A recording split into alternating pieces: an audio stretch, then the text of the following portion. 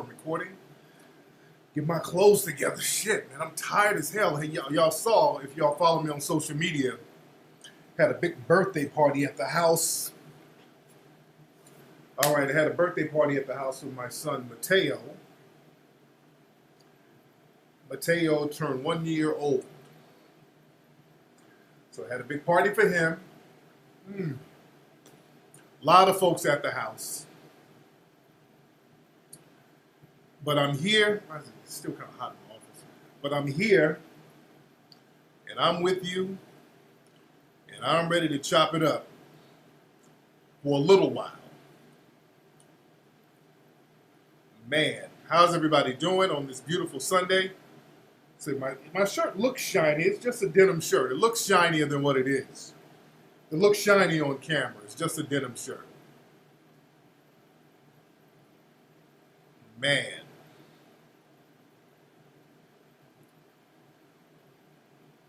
See, Mateo looks like a miniature Tariq.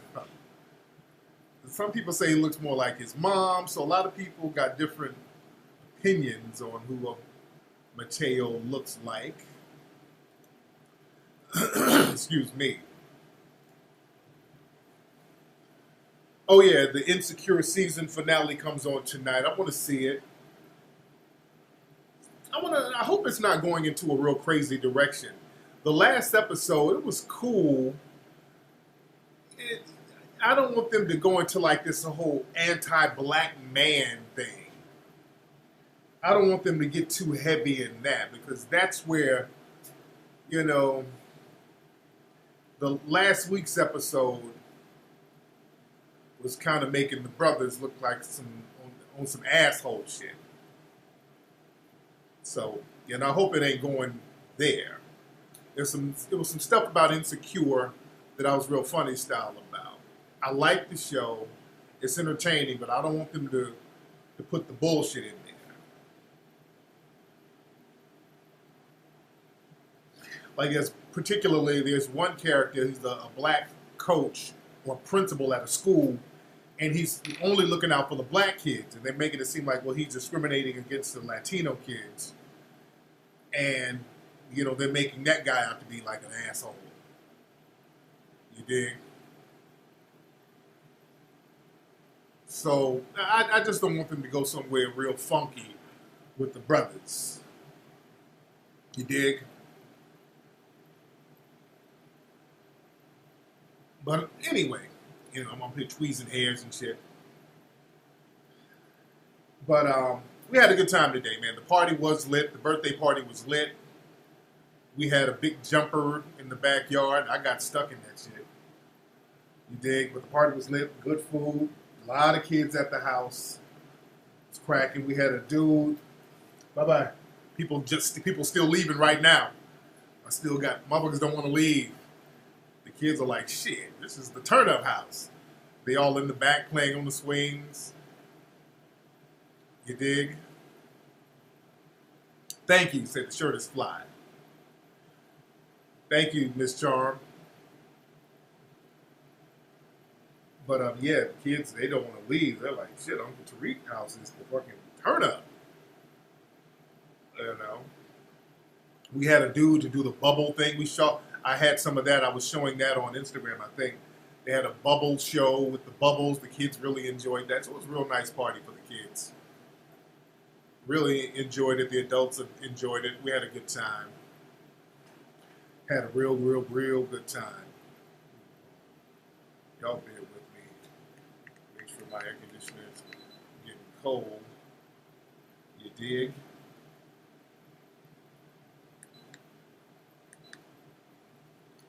But a few things we're going to discuss tonight.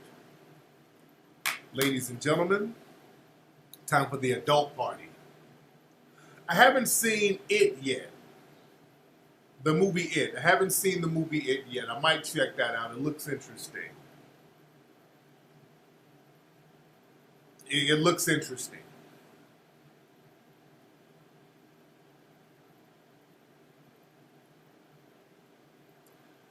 Damn, the movie It made $117 million? Damn. Hold on, let me look that up. Let me verify those numbers. Hold on. It made that much? Hold on. Damn, hold on. I'm going to verify that.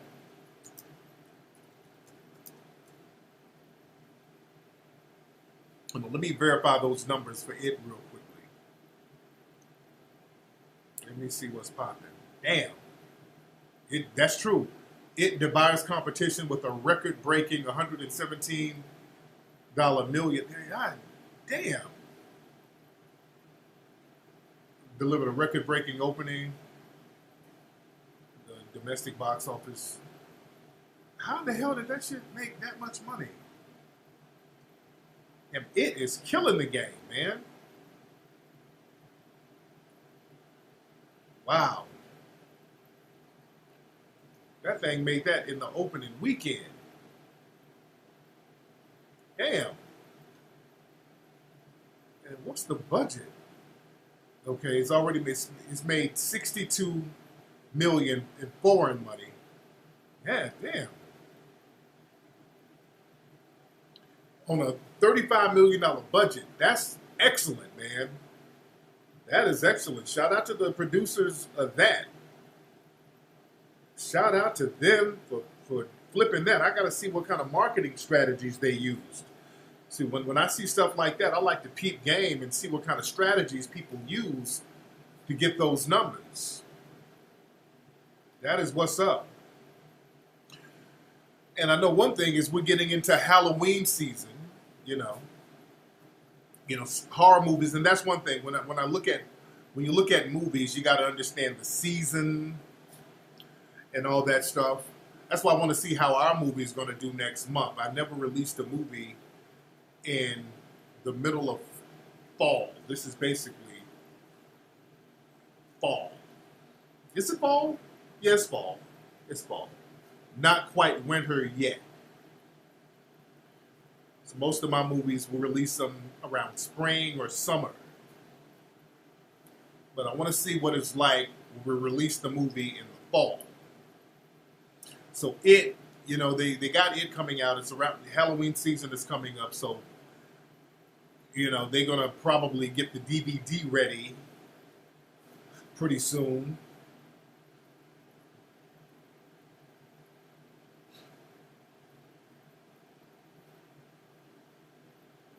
And by the way, man, everybody needs to go to 1804movie.com. 1804movie.com to get your tickets.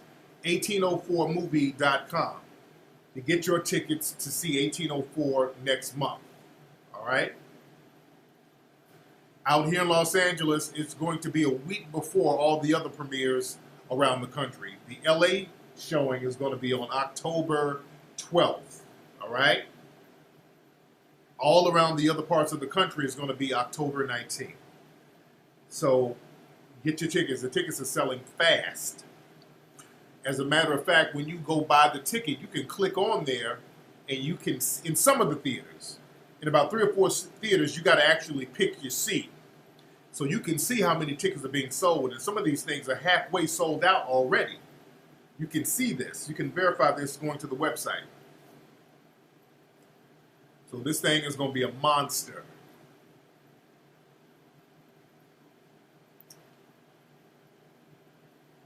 Yes, we're getting the Chicago dates. That's going to be on the site this week. Phoenix, Arizona. Shout out to the promoter in Phoenix, Arizona. That's going to be on the site this week as well. We're still working on New York. We're still working on Atlanta. You dig?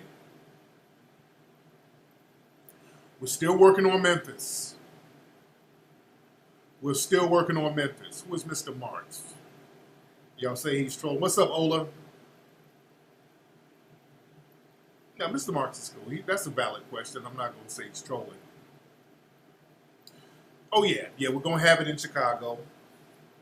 Definitely going to have it in Chicago. Yeah, you guys are going to really enjoy it. I'm trying to work on something to get it shown out there in Haiti. I'm working with some people out there to get it screened out there. Let me touch on some stuff. Now, last week on my show, this week, well, on the podcast, I talked about the DADC, wait, DA, yeah, what's it? Yeah, DACA protest and how black folks need to stay away from it. I got real heavy on that, and we knew we need to stay far away from those protests. We need to leave that alone. On my Facebook page, y'all should be following me on Facebook at facebook.com/Tariq Elite. There's a page I shared. There's a page called Hispanics Be Like. So it's like a Hispanic Facebook page. And they posted a video that was, I guess, in one of these cities, there was some black people in like during the hurricane. I think it's during the hurricane. I don't know where it is exactly. But they show some black folks going in, getting shoes out of a store and putting them in their car during the rain. And the person who posted it up on the Hispanics Be Like page, it says, low-life pieces of shit, always taking advantage of every situation.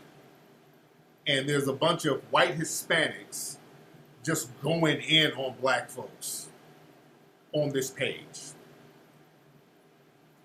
Bunch of white Hispanics going in, talking about black people are low-life pieces of shit. This is why I will never step foot near a DACA protest. I'm not caping for nobody. That was Fort Lauderdale.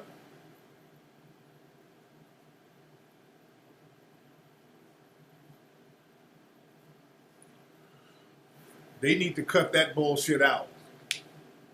They really need to cut that out, dude. I remember during the riots out here in LA, they were out here heavy. Talking about the opportunists. Are we really going to go there?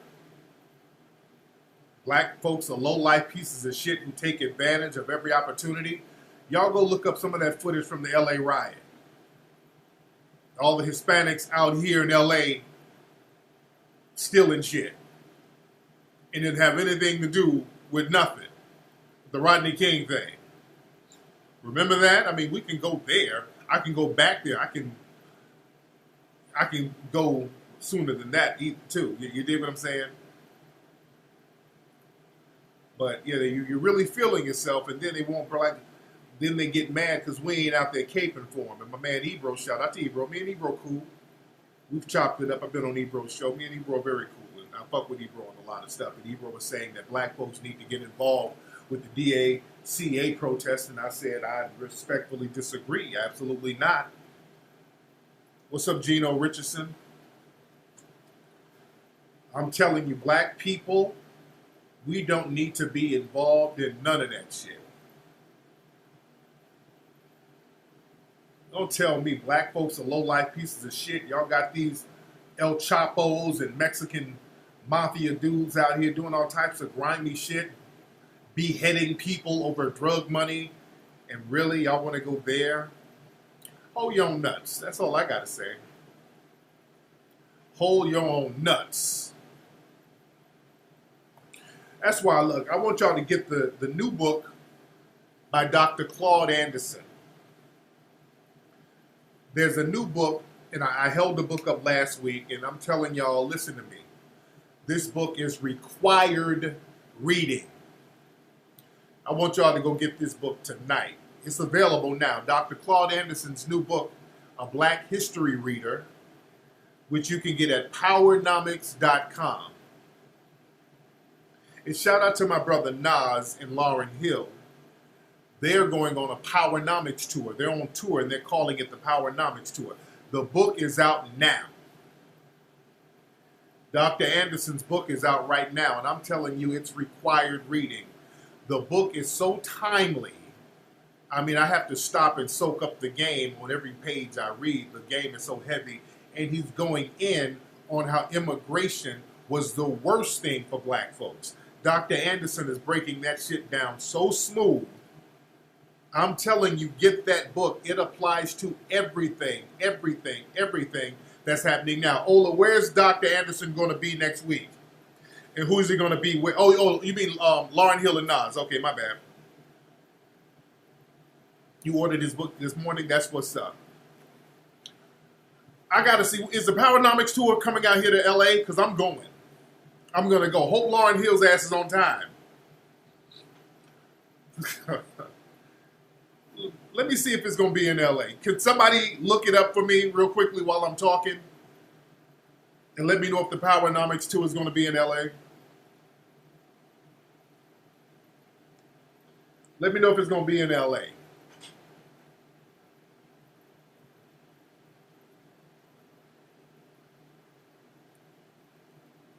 So what is Mark? Y'all saying that Mr. Marks is doing something.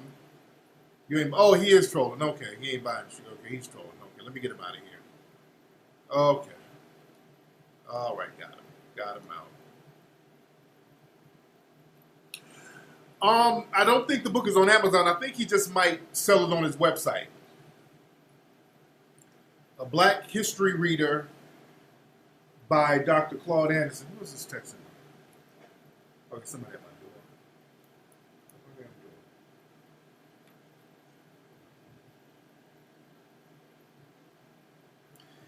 Yeah, I got Mr. Marks out of here. I got him out. October 5th coming to LA? Okay. I'm going to have to holler at Nas about getting a backstage pass. I hate asking niggas for anything. I don't like being like, hey, can I have a ticket? But, I want to go. I want to get some good seats up in there, so I'm a damn sure asking for a ticket.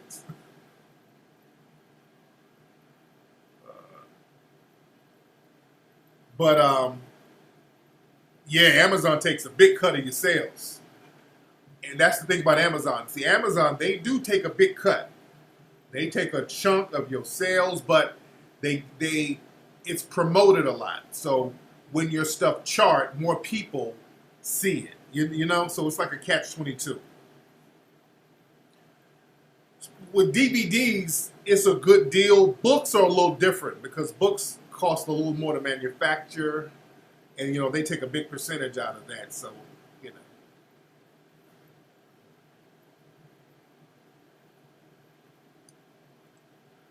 But the brother's book, Dr. Anderson, is going deep about how integration and immigration was deliberately manufactured. They started to allow immigrants from South America and all these other places in America directly after the 1960s. It was done to deliberately undermine any type of black progress that happened during the civil rights movement. It was deliberately done to undermine black people. And what's up? Come here, baby. Remind me what I'm saying. I got the birthday boy and sexy Lexi in the house. What's up, baby? Now it's the adult watching football. All the grown folks in there watching football? Oh. Say happy birthday. Look at the birthday boy. Look at him. Got his hair braided. Look at the birthday boy. Hey. Look at him. Lexi got the braids. What's up, buddy? He's been so tired. He's trying to hold out for his birthday? Yeah. Yeah, he's been so tired. Say hi. Man, say hello. Mateo, say hello. Say, I'm a year old. Mateo, say hello. Okay, look. Hey. Hey, say daddy. No, say daddy. Say my birthday was lit. Nah, I know. Say daddy, daddy, daddy, daddy, daddy. Say daddy. Oh yeah, they love the Bubble Show. There was a boy, was his name, and Bingo was his name. Oh. And I knew he was gonna clap. B-I-N-G-O, B-I-N-G-O, B-I-N-G-O, and Bingo was his name. Oh, yay! Yay! Are those old? I don't see the messages on there. Oh, Say bye. Mateo. Who does Mateo look like more? Does he look more like me or mommy? Put your face up there, mommy. Who look more like me? You got forehead like mommy. Please. You look more like me or mommy. Okay, the forehead. Just open the face.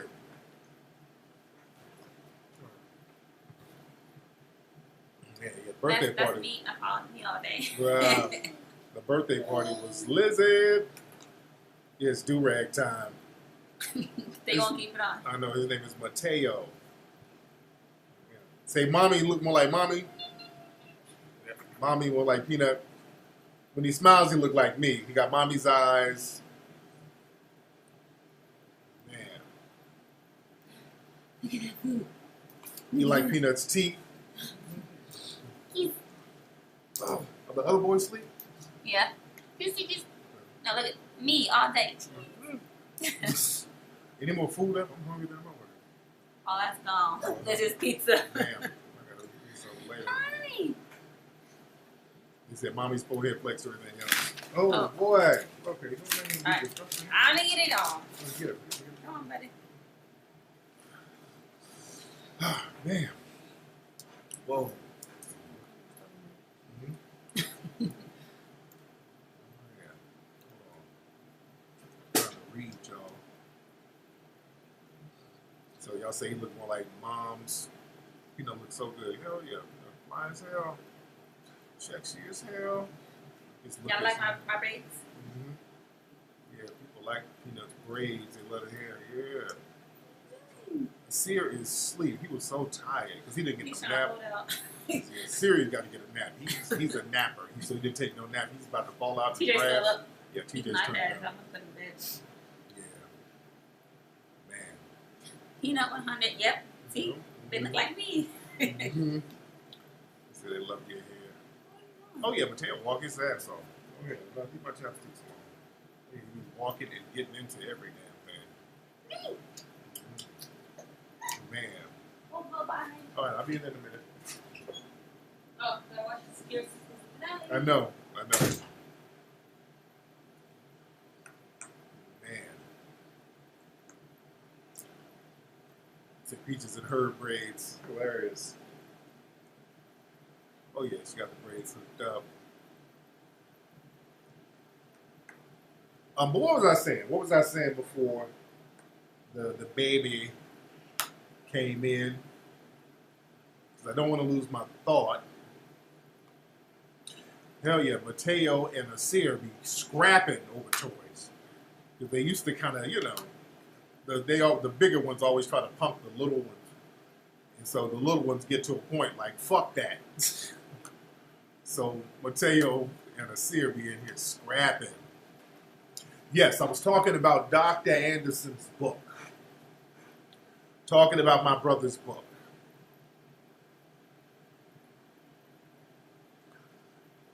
Yeah, but he was talking about immigration, how they started bringing Hispanics over in the 1970s and promoting them and giving them benefits over black people. And this is why we, black folks, we can't be co-signing immigration because we co-sign these groups, and these groups all work as a unit against us. They've always, and I talked about this on last week's show, they work against us and they've never helped us. They've never helped us. They work as a group against us. We're the only ones out here with the kumbaya.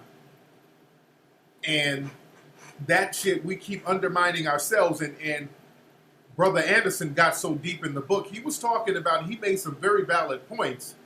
The person to blame, unfortunately, for a lot of the kumbaya is actually Dr. Martin Luther King. Hey, sometimes we got to tell the damn truth. The person to blame for the undermining of black society to a certain degree, and he wasn't, you know, he didn't talk about Dr. King in a disrespectful manner, but he really broke it down and it made a lot of sense. Dr. King was really the first black leader Now, no, we're not saying Dr. King was on the coon train, not at all.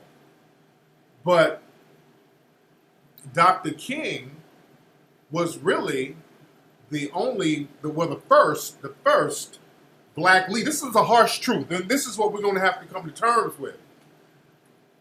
Dr. King, his message undermined black progress because Dr. King was on some, well, we got to help the poor this and the poor people's campaign. It was that. So all these other groups, it was Dr. King who was the liaison promoting that kumbaya, we got to help everybody thing. We got to help the poor whites and the poor Hispanics, everybody just like the Negro. It was Dr. King promoting all that. We got to be very honest. See, that's why they promote Dr. King a lot. They love promoting that. Now, when Dr. King understood what was going on, he started waking up later on. Now, let's be clear. Dr. King did wake up, but it was a little bit too late. Because when you listen to some of his last speeches, he started talking about reparations. Then he got woke. He understood where he kind of fucked up. And he started saying shit like, damn, have I led my people into a burning house? He started waking up, though, and that's when he had to go. When Dr. King started waking up, then he had to go. But they promoted him heavy when he was talking all that, you know, the poor people, the little white kids and the colored girls and everybody loved. He was the first black leader and I use that term very loosely, to not really have a black agenda. Understand, and Brother Anderson, this is why you get this book. I'm telling you, Dr. Anderson's book breaks this stuff down, and I'm only like in the first 15 pages, and the shit is that heavy. I'm in the first 15 pages, and I mean, the shit is just back-to-back fire. But most leaders, you know, they've had black agendas for the most part. Marcus Garvey had a black agenda. Malcolm X had a black agenda. Noble Drew Ali had a black agenda. Most of the black leaders had a black agenda. And when Dr. King came out, you know, everything was about integration and everything was really symbolic. And really, and Dr. Anderson broke down the whole civil rights movement. The civil rights movement, there were no real tangible goals coming from the civil rights movement, which we've known. We've talked about this before.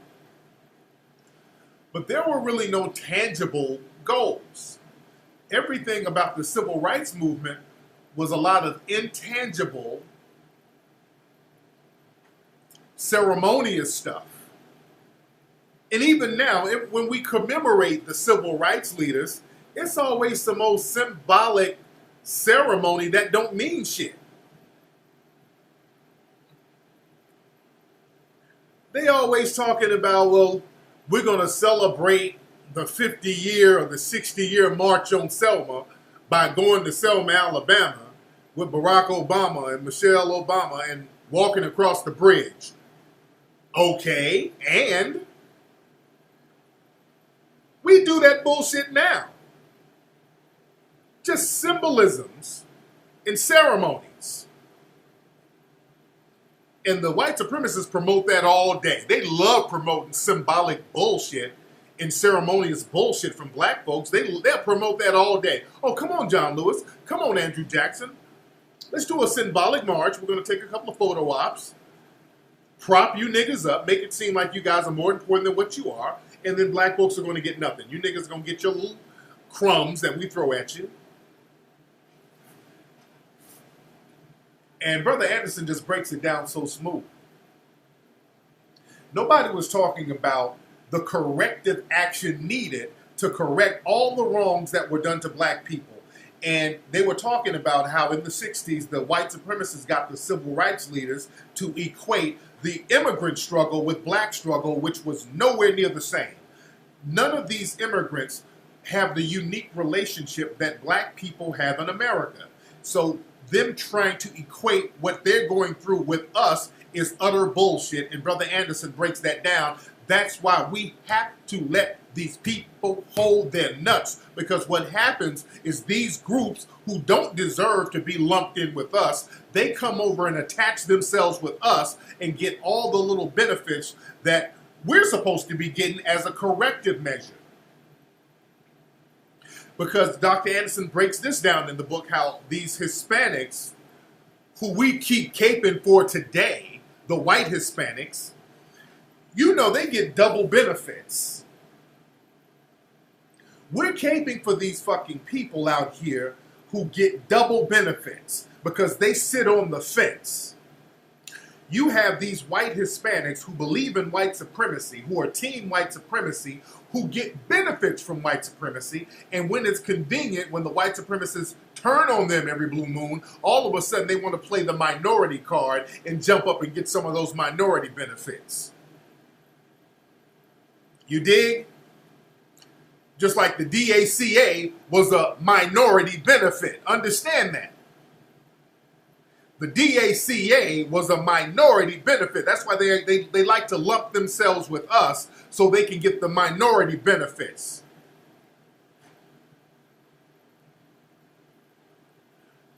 And in the same token, these Hispanic white supremacists, they get minority benefits, and they also get benefits from being in the dominant white supremacist society.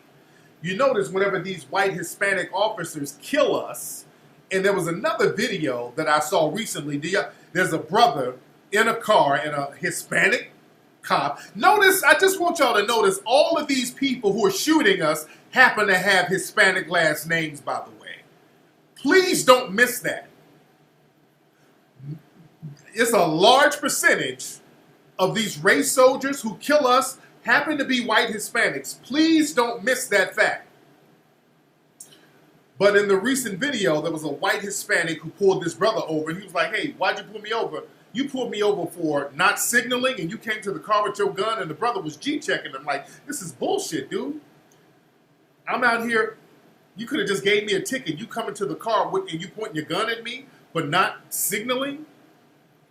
And the brother was going off on the dude. But understand, when these race soldiers kill us, like Yanez, who killed Philando Castile, these people are getting money for killing us. They're getting money from the white supremacists. Not only are they getting money from white supremacists donating to them, just like George Zimmerman. George Zimmerman got damn near $1 million from white supremacists donating to him. George Zimmerman got a lot of money. Yanez, the white Hispanic officer who killed our brother Philando Castile, he got a lot of money in donations. Not only in donations, he got, I think, like back pay from the police force. So these people are getting caked up for killing us. So they're getting white supremacist benefits and minority benefits. And we got to stop letting these folks latch on to us. The buck stops. We're going to have to circle our wagons and say we're going to have a black agenda.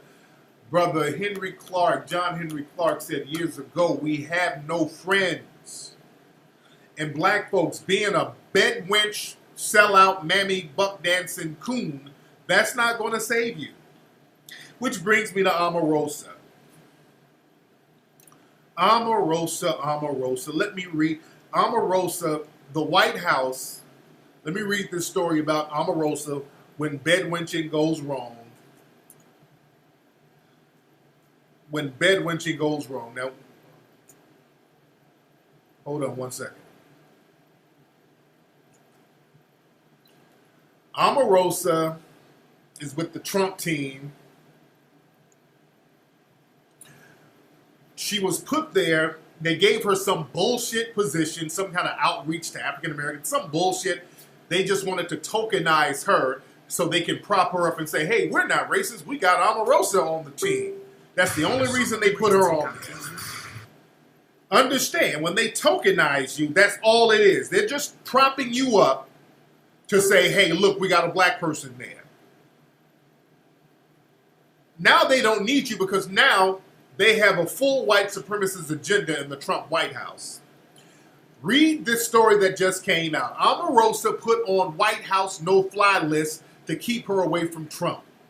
The story reads, Omarosa appears to have run afoul of new White House Chief of Staff John Kelly, who has taken steps to limit her access to Trump as he tries to bring discipline to the chaotic West Wing. So what that means is Omarosa is walking around there trying to be important. She's trying to come to meetings and be all up in the business and she's taking her job seriously, and what they're telling her stupid ass, hey sister, no, you don't really need to be coming to the meetings like that. We're pretty much done with you. She's thinking that she has a serious position. She's showing up to the meeting. She's trying to act like she's not a token, and they keep reminding her, you're the token Negro that we just put out there as a prop. Listen to the story. She's been put on a so-called no-fly list that Kelly is keeping of White House aides he deems unfit to attend serious meetings, the New York Times is reporting.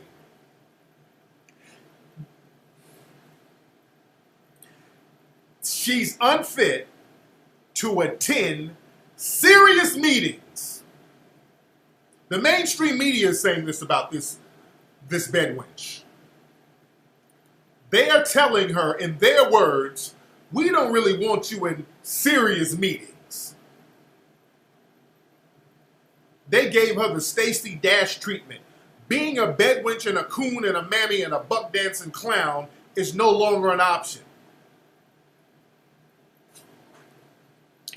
You thought you had a seat at the table, didn't you, Omarosa?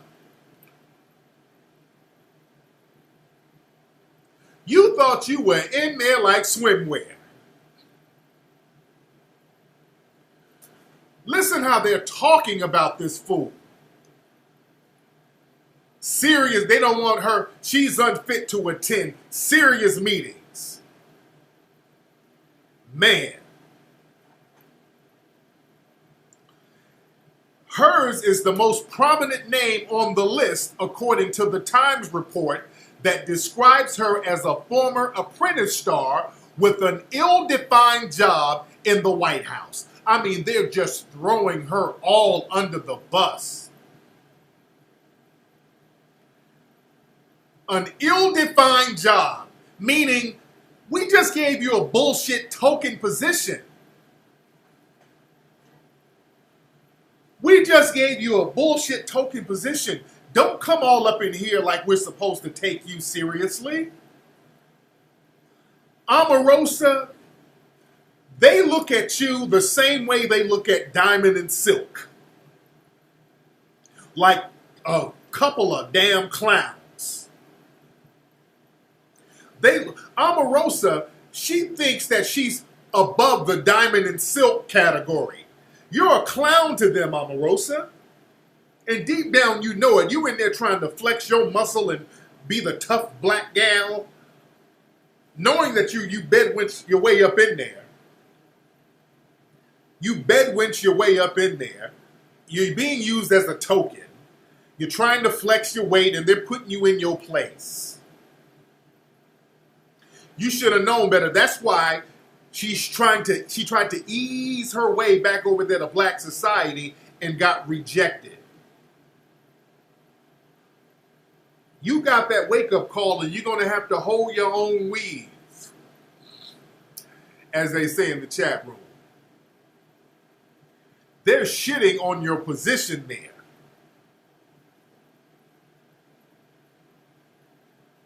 They don't need you anymore. Understand, when the white supremacists are done with you, they toss you to the wolves. They're done. They got everything they need from you. But again, family, we're going to have to stop caping for people, even the coons. We got to stop making excuses for them. We got to stop being impressed by the cool white boy. That shit too. Like with Kid Rock. Kid Rock really pisses me off because he leached on to black culture, to hip hop, and he leached on to Run DMC and all these people. And, flipped his format. He pulled a Miley Cyrus. He did his slumming, got his weight up, flipped the format, and went full white supremacy. He's hanging with Ted Nugent. And I understand Kid Rock is trying to run for senator somewhere. And my thing with Kid Rock, he said something greasy about Kaepernick. He has this whole thing where he goes to his white supremacist redneck crowd and does this whole fuck Kaepernick. Kaepernick is disrespecting the American flag. Yeah, fuck Kaepernick. Fuck Kaepernick for disrespecting the flag. Hold up. Because Kid Rock is known for going on tour and bringing the Confederate flag with him on tour. You can Google dozens of pictures of Kid Rock on stage with the Confederate flag, which is a flag that is completely un-American. The Confederacy fought against America. So Kid Rock, you are in no fucking position to talk about our brother, my brother, Colin Kaepernick, disrespecting a flag, and you up here propping up a goddamn flag that went against the United States, you hypocrite, trailer park, redneck piece of shit. And Michigan wasn't in the Confederacy, exactly. You from Michigan. You a trailer park piece of shit from Michigan. What you rolling with the Confederate flag for? Oh, the Confederate flag means white supremacy. Has nothing to do with Southern heritage. And it means treason. It means white supremacy, and it means treason against the United States flag.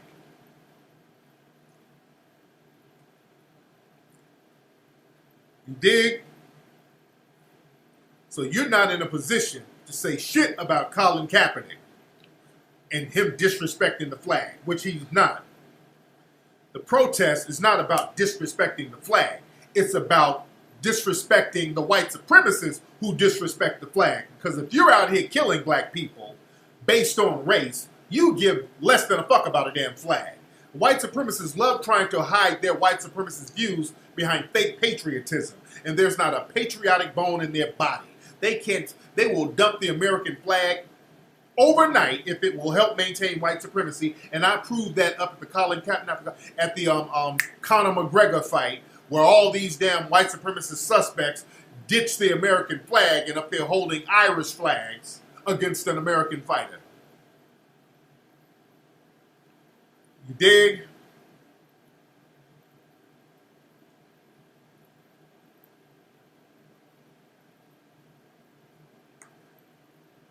But we're going to have to start just letting people hold their own nuts, man. We got to circle our wagons. That white supremacist YouTuber, PewDiePie, he's trending again. He was playing some kind of game. He was online and he used the word nigger. I'm not surprised. I'm not surprised. I mean, he's a white supremacist. I mean, what else do you expect from a white supremacist? He's a white supremacist. What else do you expect from a white supremacist? PewDiePie was into that Nazi bullshit. So, yeah, a lot of these YouTubers, man, are on some straight up white supremacist shit. I mean, that's just a reality. I've exposed a lot of them.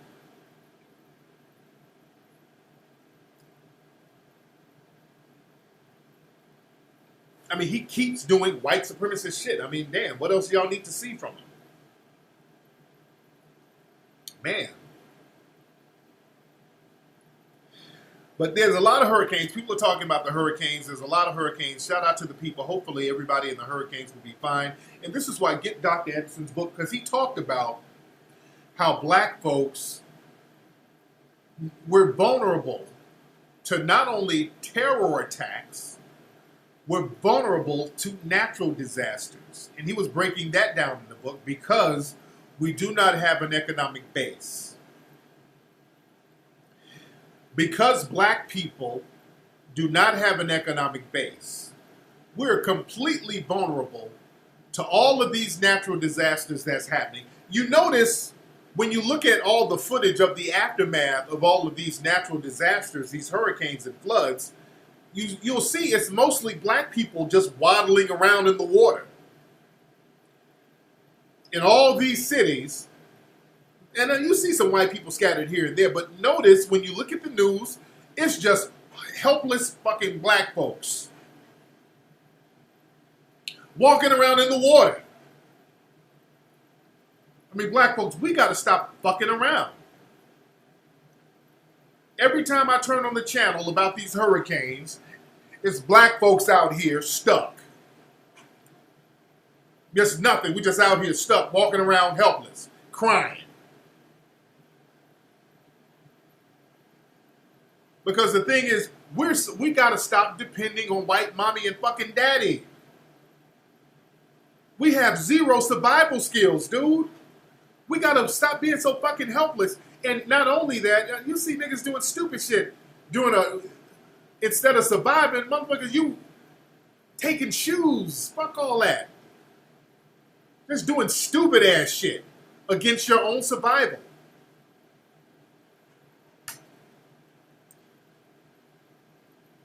Yeah, niggas out here dancing in the rain, just no survival skills because y'all think white mommy and daddy is supposed to take care of you. Black folks, just stop it. Black people think white mommy and white daddy is going to take care of them forever. And whenever there's a natural disaster, white mommy and white daddy shut the doors on us all the time. They do not let you wander your ass into no white neighborhoods. Every damn natural disaster, all these other races close ranks. That's why they had to shame Joel Osteen into opening up his church. He didn't want all those Negroes up in there. Joel Osteen is an avid Trump supporter, big time suspected white supremacist. They had to embarrass him and shame him to let some Negroes up in that church. That's what that was really about. All right? That's what that was really about. Hey, man, let some of these flood victims in the church. Oh, well, I'm kind of flooded. Oh, no, it's dry over here.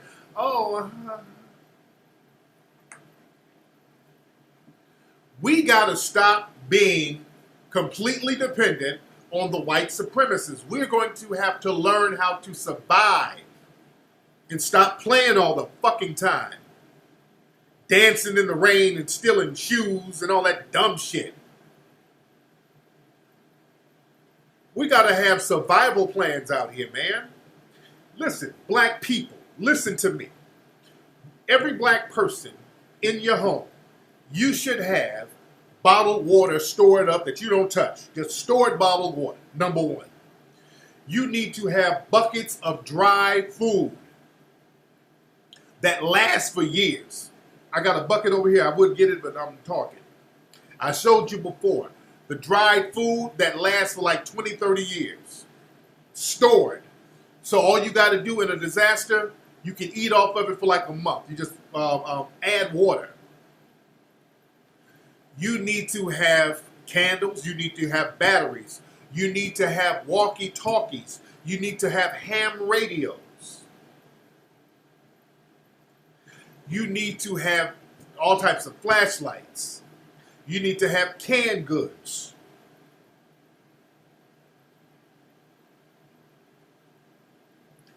You can get all that shit tonight.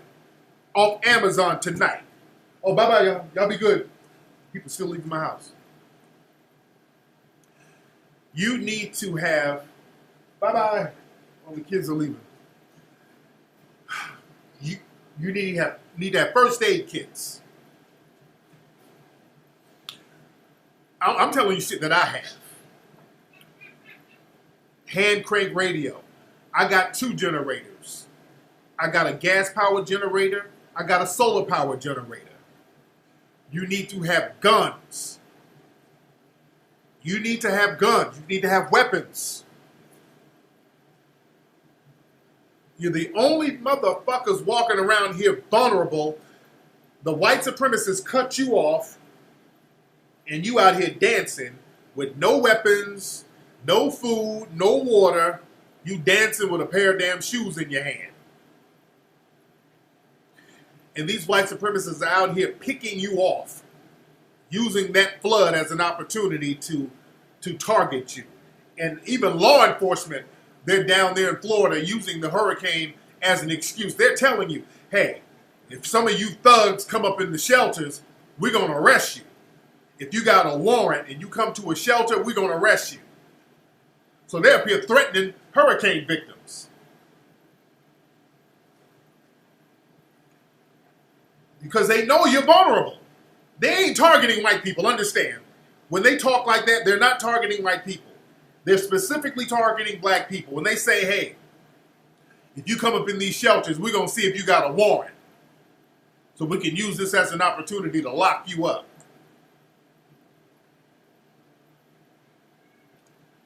Notice, you don't see a lot of Hispanics out there waddling around. You don't see it. You don't see one Asian person waddling around in the water. You don't see no Arabs waddling around in the water. You don't see too many white people. A couple of poor ones. And the ones you see are usually homeless, and even the homeless ones are like, hey, I'm going to ride it out. I ain't about to go to a shelter. Too many niggas. I'm crazy. I ain't that crazy. I ain't trying to be with all them niggas. We got to stop being helpless as fuck.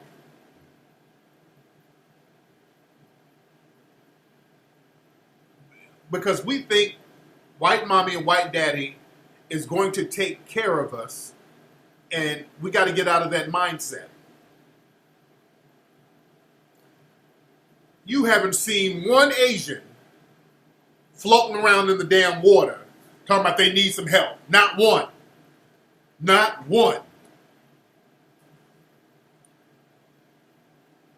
Not one. Because they understand, at the end of the day, white mommy and white daddy ain't going to really throw a lifeline out for them too hard. You know, they'll give them certain privileges, but they got to survive on their own.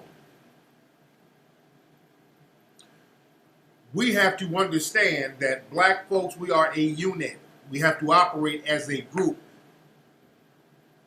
We have to create institutions, physical institutions, that will protect us. Black folks, we waste too much time with the damn kumbaya. That's why the integration don't work. We waste so much time kumbaya and ooh, we got to march for our brothers in the DACA. But when a hurricane happened, all the people we're marching for, they're somewhere safe, high and dry, locking their communities off from us, and we out here in the water with a pair of damn Jordans, hungry. So we got to start thinking in terms of creating institutions. Listen, Asians and Harvey. Hold on, let me see what this is. Okay, there's one Asian who's being helped on a boat by a white dude. And that looks like they just saw this woman driving and the flood just hit her, so they saved her from her car. That don't count. So don't show me a picture of some Asian person being saved from their car. That don't count. All right? They just rescued somebody from their car, all right? You see whole groups of black folks just out here waddling around. You see whole groups of us out here waddling around, not knowing what to do.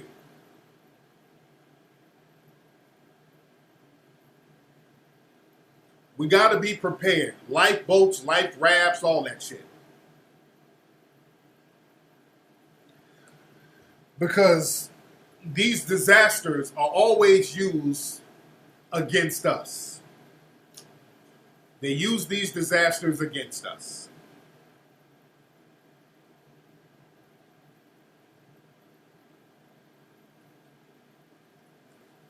And black folks got to start saving up their money for emergencies. We got to get out this mentality where we got to turn up with every dime we get.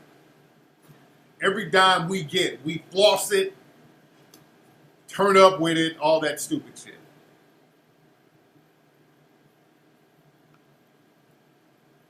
But we got to stop being vulnerable to everything. We're the most vulnerable people in the country. And Dr. Anderson was breaking that down in the book. Even terror attacks. Because if there's any kind of terror attack, we're going to be hurt first because we're the most vulnerable and unprotected. And he's talking about in the book, truth be told, how America parades itself around as this superpower, this impenetrable superpower. But truth be told, the United States is very ill-equipped to handle any real type of terror attack. We're very ill-prepared for that. You can't, especially some kind of guerrilla warfare tactic. They're not prepared for that over here. So, black folks, because we're the least protected people, we become vulnerable. The U.S. is very vulnerable, man. Very, very vulnerable and susceptible to an attack, especially from the inside. Yeah, just like 9/11. Yeah, they weren't ready for that. They weren't ready for that. Yeah, Trump does all that tough talking and all that. Don't let that Trump Don't let that that tough talk from the white supremacists make it seem like they can't be touched, and we'll be the first ones in line getting hurt from their fuckery. Yeah, like a Timothy McVeigh, a domestic terrorism act. Just like those white supremacists in Charlottesville. That was a terrorist act. They're out there killing people.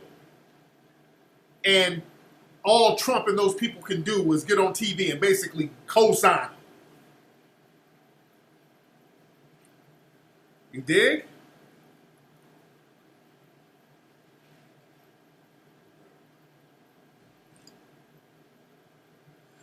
Yeah, during a natural disaster, what happened, this is why you got to stay prepared, because what happens during a natural disaster, you notice the price of gas is going up. They start jacking up the prices and starving black folks out.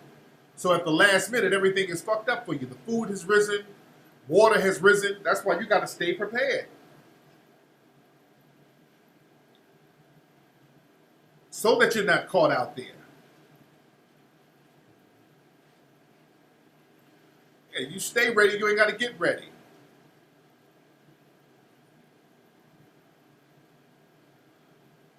Oh yeah, make sure you have manual can openers. Somebody made a good point. Not those electronic can openers, because sometimes you might not have electricity. Even if, you got to save your energy from your generators, but, get your canned goods, all that stuff.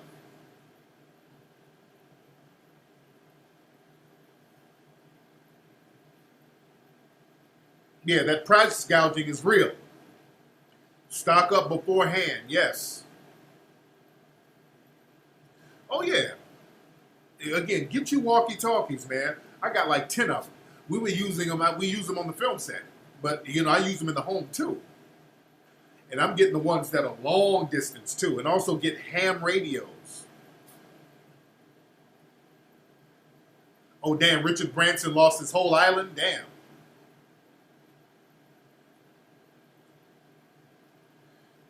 The Nation of Islam has disaster preparedness training. Yeah, we got to get on that, man. We got to take that thing real seriously. We got to take natural disasters, and not just that. Any type of terroristic invasion, or even some type of white supremacist terrorism act. We got to stay prepared for that.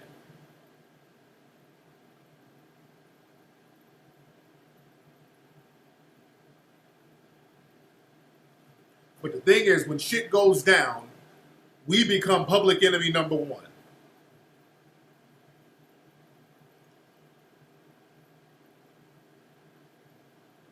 Yeah, we got that thing. We live day by day. That's going to have to stop, man. We got to start thinking.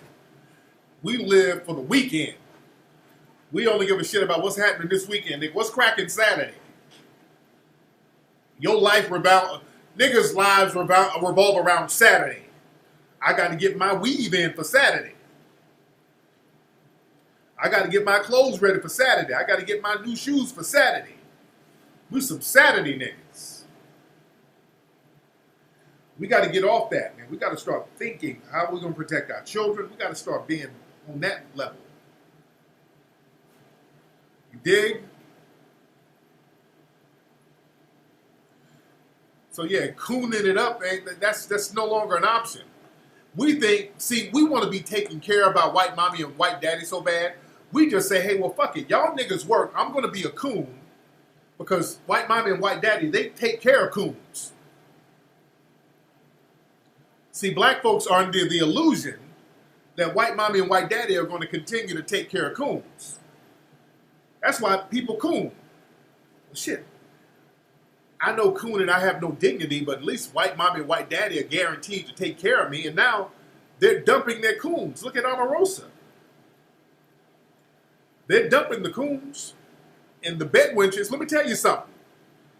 Cooning and bedwenching is not an option.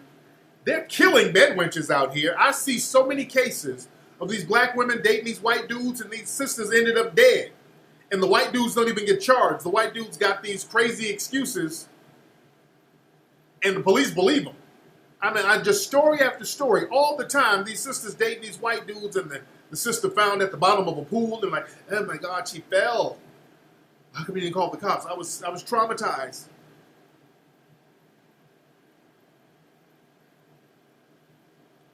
Being a bedwench is not an option. And that goes worldwide, by the way.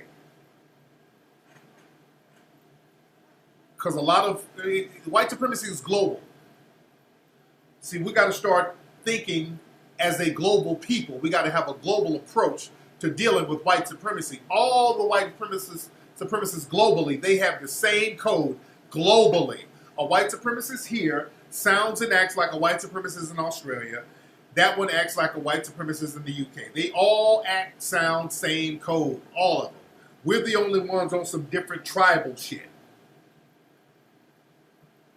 We own some tribal shit when it comes to empowerment, but we're all the same when it comes to bowing down to white supremacy.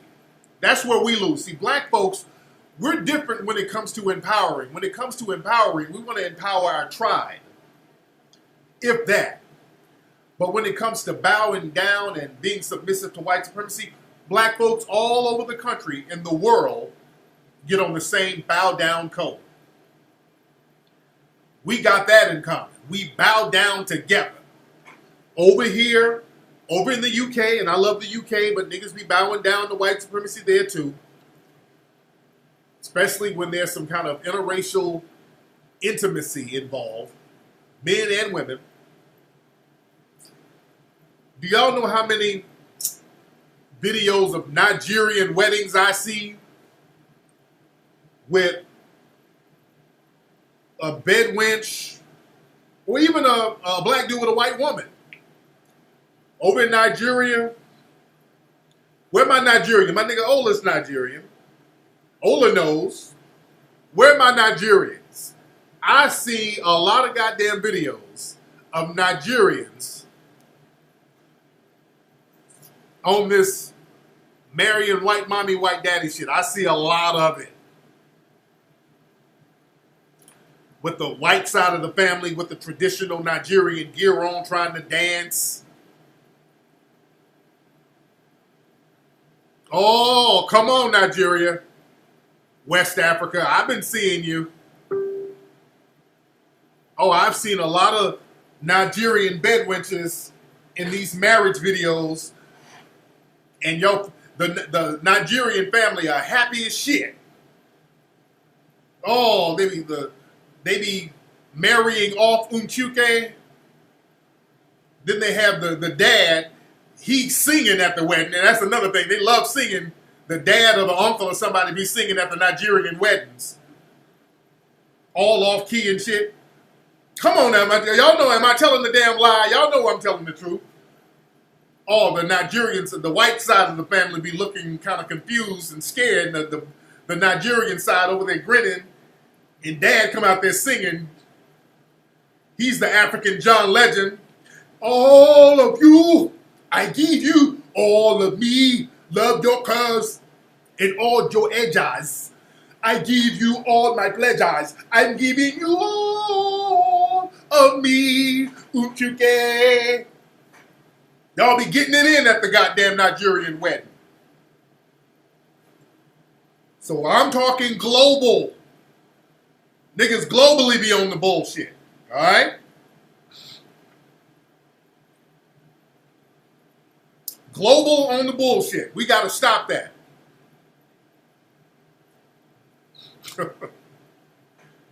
Y'all, because I got a lot of Nigerians who listen. Cats who got Nigerian parents. Y'all know. Man. Y'all know how y'all family be doing. Happy and singing like a motherfucker at that wedding. Ola's in it. Shout out to Ola. Everybody say what's up to Ola. Ola is a Nigerian brother, but non-coonish. There's no cooning on his side. Man. Let's see who's on the phone. A lot of folks are calling. What's up? Who's calling?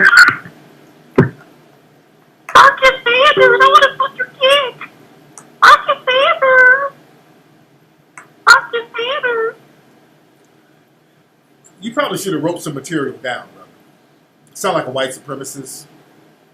That sounds like a white supremacist who's trying his hand at trolling. Hold on one second. Let me call him back. Let me give him a chance to work out his material a little bit. Hold on one second.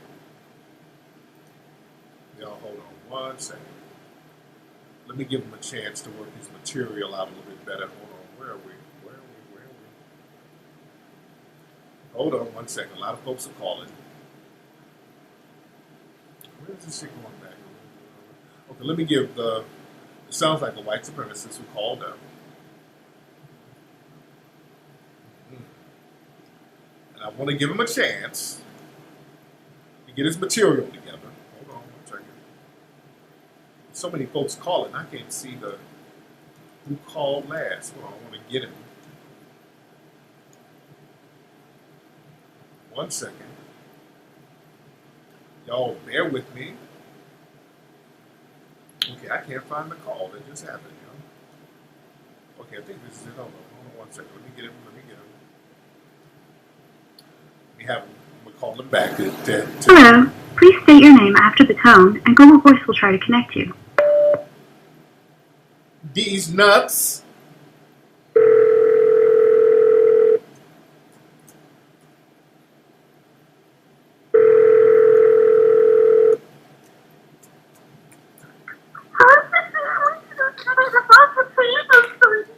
Yeah, I was seeing if you had some better material.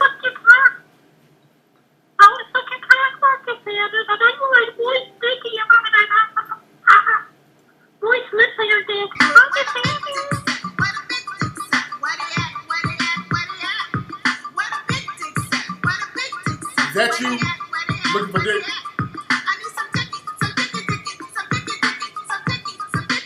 All right. His material. He had no material. He had no material. All right, so at least write some material if you're gonna troll. Write some material. All right. Man.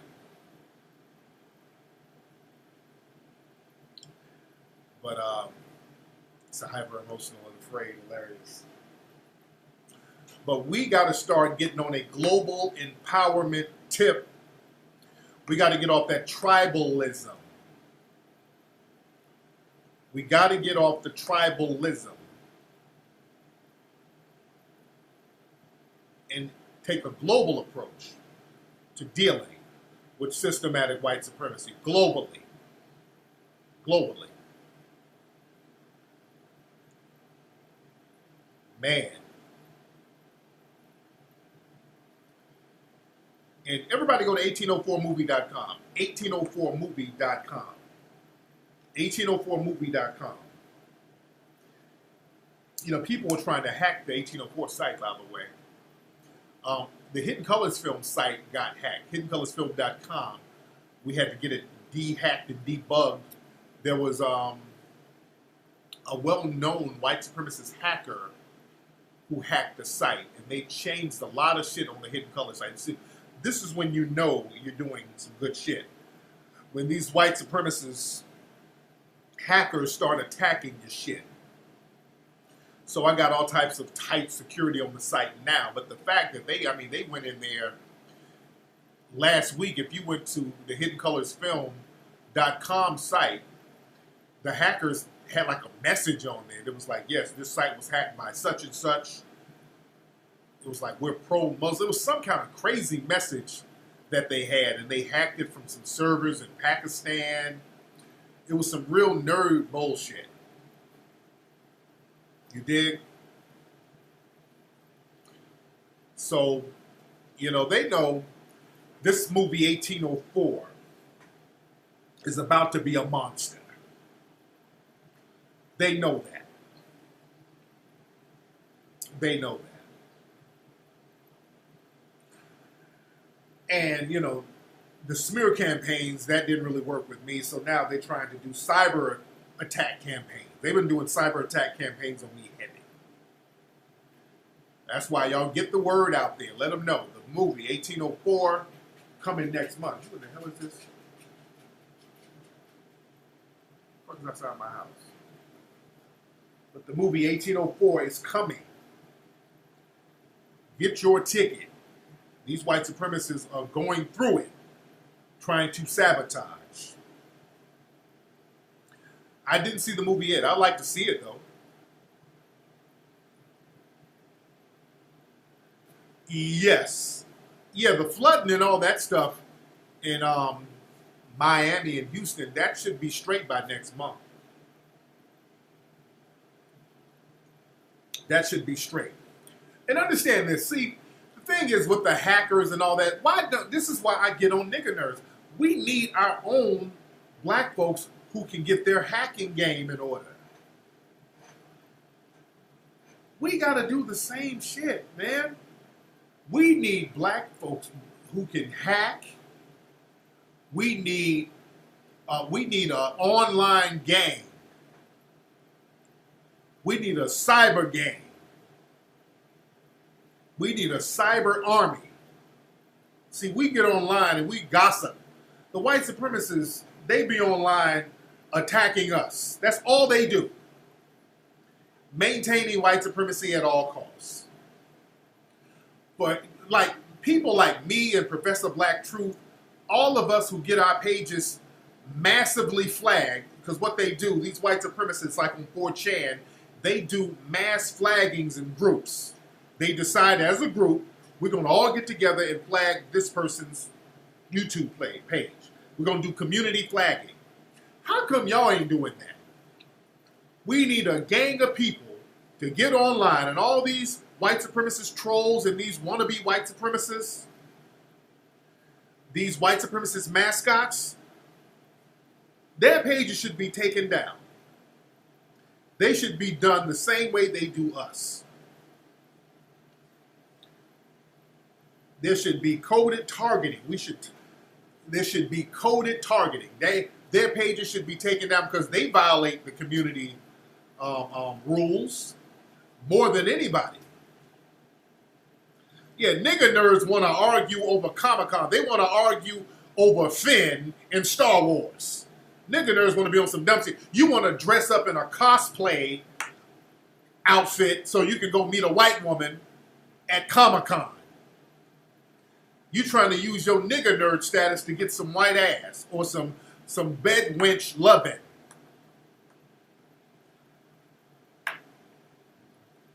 You dig?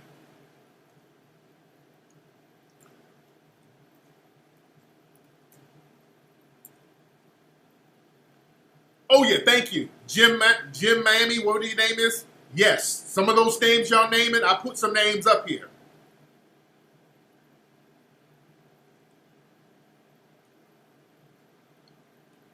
Some of those people that's being named in the room, Their pages need to be targeted. And mass community flaggings should happen with these people because they sit up all day, they spew hatred, white supremacist rhetoric, they attack black people, they bully and harass, and that's what they should be flagged for. Bullying and harassment. There's a whole bunch of, yes, him too, he's another white supremacist. Jim Mommy rather, that one too. There should be flag gangs. That's always on point with these folks. You got to fight fire with fire. That's right, shawty, bro. Yes, that's what I'm talking about. They're YouTube pages. We got to start hitting them up in groups. We got to start doing things in groups on every level. On the small level, to the midland level, to the higher level, we gotta start doing things as groups. You get a lot done that way. Now, a lot of people are talking about boycotting the NFL. A lot of people are boycotting it. Sean King is talking about boycotting it. That's a good thing. I'm not knocking that. What we really should be boycotting, family, we should be boycotting the sponsors of the NFL. Because I ain't just about boycotting the NFL. I'm talking about boycotting the sponsors. Who's sponsoring the NFL this year? See, this is why we're going to have to get on code. See, we're going to have to start fucking with money.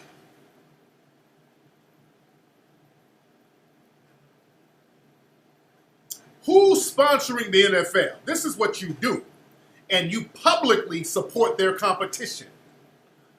So, if Miller Lite is supporting the NFL, publicly support Coors. Or whoever. Coors Light, same thing. Okay, fuck them then. Pabst Blue Ribbon. All the beer companies, well, damn it, drink champagne then. Gatorade, go to their competition, Powerade. We're going to have to start making public announcements that we're going to support the competition of any sponsor of the NFL. If they're going to sponsor open white supremacy, we're going to go to their competitors. You drink Jamaican beer. I like that Jamaican ginger beer. Love that shit. It ain't real beer. It's almost like a ginger ale, but they call it a beer. But Jamaican ginger beer, love that shit. Love it. And that fruit punch they have in Jamaica. Them Jamaicans be making the shit out of some damn fruit punch, nigga. Oh yeah, I love ginger beer. I fell in love with all that Jamaican food. Some ginger beer, some jerk chicken, and some festival bread. I'm good. Now make me want to go back to Jamaica. Oh, nigga, I love ginger beer. Ginger beer's good. Oh, Jim Mama, your husband is Jamaican? I bet he can cook his fucking ass off. It's them dudes who be cooking their ass off in Jamaica. You show me a Jamaican dude, I'll show you a motherfucker who cook his ass off. The Jamaican dudes be cooking better than the women. Them dudes be cooking their ass off. Nigga, the best food I've had were from Jamaican dudes. Out here in the valley where I live, there used to be a Jamaican dude named Pops in North Hollywood. This brother would sell Jamaican dinners out of the trunk of his car, and people would buy them shits. And I had a restaurant out here that I used to fuck with in North Hollywood. It was Coley's. Coley's Jamaican spot. They're not there no more. That was so... Mr. Coley, a Jamaican dude. Love the food. There's another Jamaican spot over in Studio City out here for all my LA people.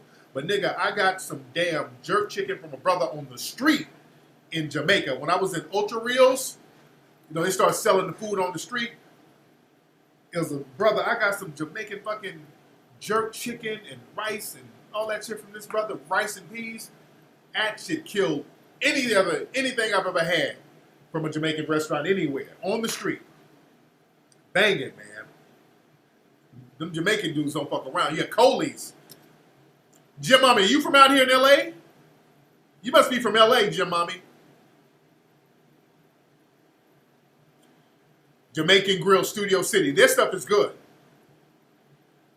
But it wasn't fucking Coley's was the shit.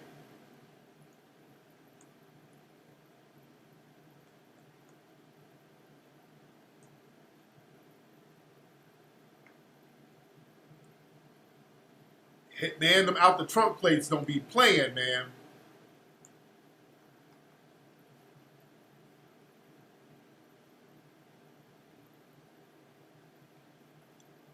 Oh, you live in West Hollywood. That's what's up. So, Jim Mommy, you work out? You work out? Are you a trainer?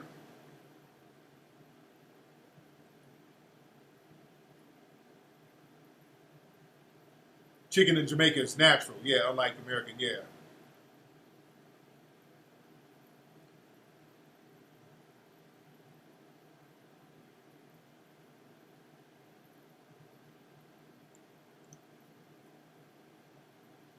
Have I ate at the Trap Kitchen in Compton? No, I haven't eaten there yet.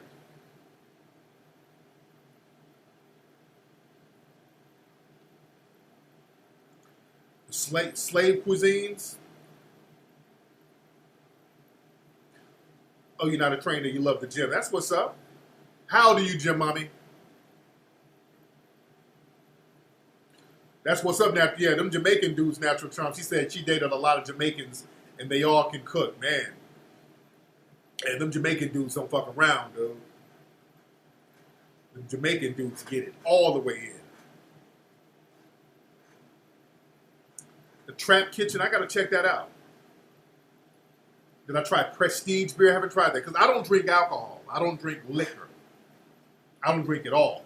Like when we went to the club, shout out to my ISM crew. We had a ball at the club this week. Them crazy ass girls finally got me out the house.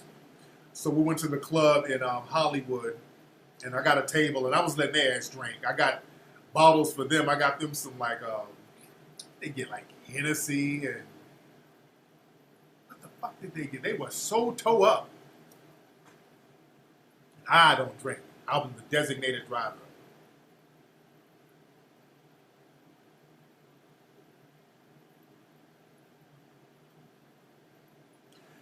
There's a place that kind of has a Caribbean flavor to it out here, Grill Fresh. I think they pronounce it a certain way, but Grill Fresh, it's a black-owned food company, catering company, and I think they have a restaurant, and I know they got a food truck because we had them cater the food to the movie. So I was giving the movie staff good gourmet Caribbean food and the whole shebang.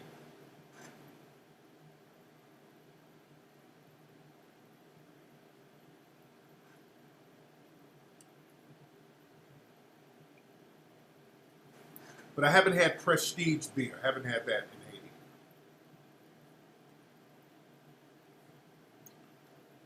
Man. But I got to find some more Jamaican spots out here in LA. There's only one out here in the valley. What's this? Whoa. These people need to be... Whoa. There was a lynching of a fucking 8-year-old. What the hell? Wow. There is... Look, listen. This happened. This came out today. There was an 8-year-old biracial boy, black. They said a group of white teens attacked an 8-year-old biracial boy, hanged him by a noose. Oh, what the hell? Hold on, I'm reading this case. Well, let me free himself. None of them came to his aid. He was... Okay, so the kid got a loose. Okay, let me, I'm reading this story. Hold on. Okay, wow, this is crazy. So, in New Hampshire,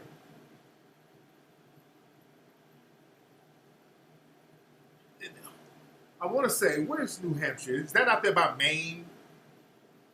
So some white supremacist teens got a black kid and tried to lynch him. They didn't. They hung him by a noose.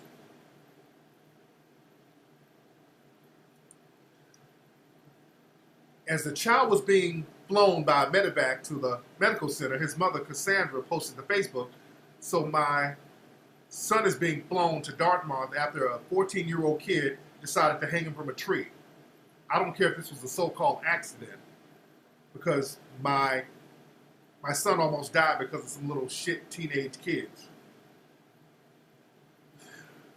Shit like that, when that happens, motherfuckers' parents need to be targeted.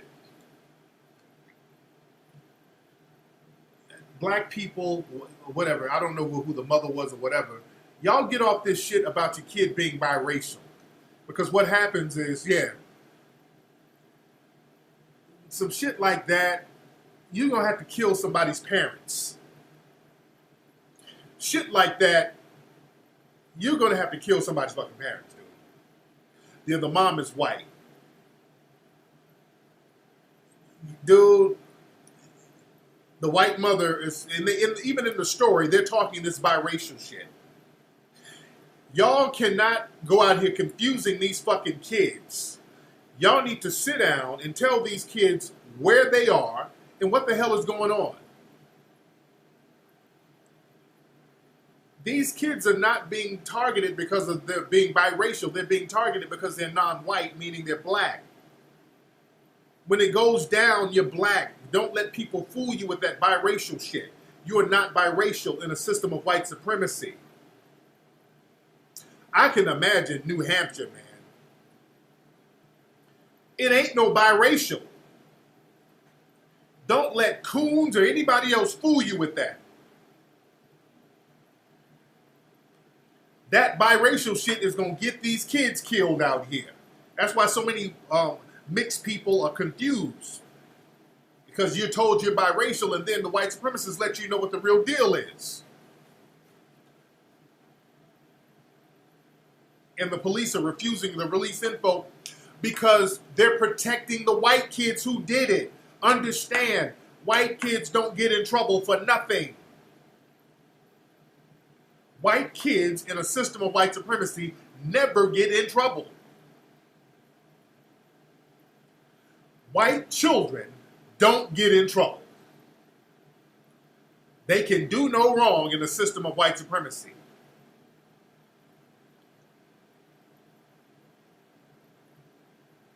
They never get in trouble. So nothing is going to happen to them. There's white kids all the time. You see stories of white kids. That case of the white kid who sodomized a special needs black child a few months ago. Nothing happened to the white kid who did it. Teenager. He stuck something in the boy's ass. It was a special needs kid on the football team. They stuck something in the boy's... They sodomized this kid. I think he stuck a clothes hanger in his ass and nothing. Slap on the wrist for the white kid. There has to be a black mafia. Because these white supremacists are getting away with harming us with impunity. And they're going to keep doing it because we're vulnerable. We don't have no protection. We don't have any defense. So we're going to have to just create a mafia. We're going to have to move like ninjas underground, where you're going to have to bring street justice for people harming you. Unfortunately, when they're attacking 8-year-olds, when these parents out here are raising and sending their children to do the dirty work so their children can get smacks on the wrist, no. When people wage that kind of war on you, you protect your children with your life.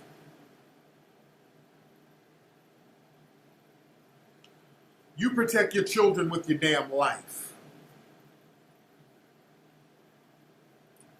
Straight up and down. We need a black mafia ski mask gang, vigilante, patriot crew.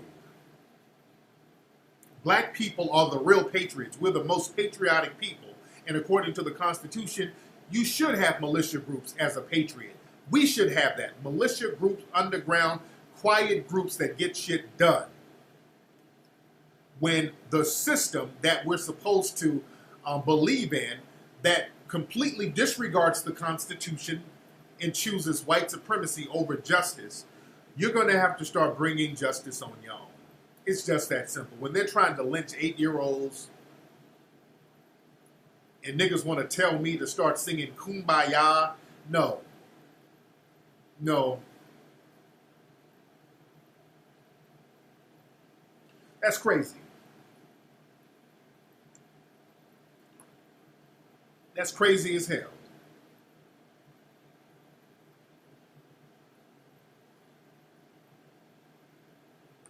Anyway, y'all, that's been today's episode of the show. I got to go in here and see some of these TV programs and all this. I got to make sure the house is clean. People are partying it up, so I got to make sure everything is cool. All right. 1804movie.com.